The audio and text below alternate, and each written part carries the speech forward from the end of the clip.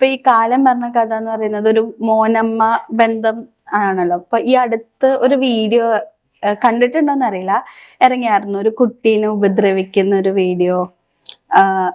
അല്ല, അതല്ല, നമ്മുടെ 10th പഠിക്കുന്ന ഒരു കുട്ടി മരിച്ചു റാഗിങ് ഒക്കെ കാരണം കൊണ്ട്.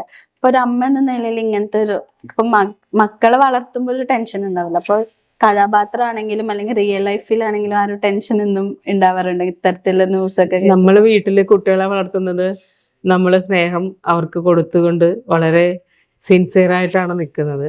പുറത്തേക്ക് കുട്ടികൾ ഇറങ്ങുമ്പോ എന്ത് സംഭവിക്കുന്നു എന്ന് നമുക്ക് ഒരിക്കലും മനസ്സിലാക്കാൻ പറ്റില്ല, ഇല്ലേ? നമ്മൾ വളരെ അവരെ പഠിപ്പിക്കാണ്ടിരിക്കാൻ പറ്റുമോ? പുറത്തേക്ക് അയക്കാതിരിക്കാൻ പറ്റും? കൂട്ടിലിട്ട് വളർത്താനും പറ്റില്ലല്ലോ. അപ്പോ ഓരോ പാരന്റ്സും മക്കളെ പഠിപ്പിക്കാനും ജോലിക്കും ഒക്കെ ആയിട്ട് അയക്കുന്നത് വളരെ വിശ്വാസത്തോടെയാണ്. പുറത്തിറങ്ങുമ്പോൾ അവർക്ക് ഉണ്ടാവുന്ന പ്രശ്നങ്ങൾ എങ്ങനെ തരണം ചെയ്യണമെന്ന് അവരെ നമ്മൾ കുഞ്ഞിലെ പഠിപ്പിച്ചാൽ കുറച്ചുകൂടെ നല്ലതായിരിക്കും.